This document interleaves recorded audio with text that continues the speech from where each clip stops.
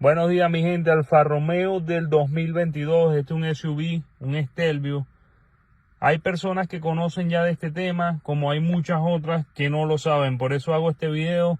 Este vehículo comparte tecnología netamente con la marca Chrysler. Esto pertenece todo a un grupo de autos que se llama FCA. Entonces aquí tenemos a Ram, tenemos a Chrysler, a Jeep. Todos estos autos comparten misma tecnología. Miren este esquema eléctrico que voy a enseñar aquí. Por lo menos miren las nomenclaturas de cada computadora. Es lo mismo como si estuviésemos escaneando un Jeep Rubicon que sea keyless. Miren que tenemos un radio frequency hub. Tenemos un body control. Tenemos el engine control module. Y tienen la misma nomenclatura debido a que el mismo fabricante que hace el Jeep es el mismo fabricante que diseña las piezas para este auto.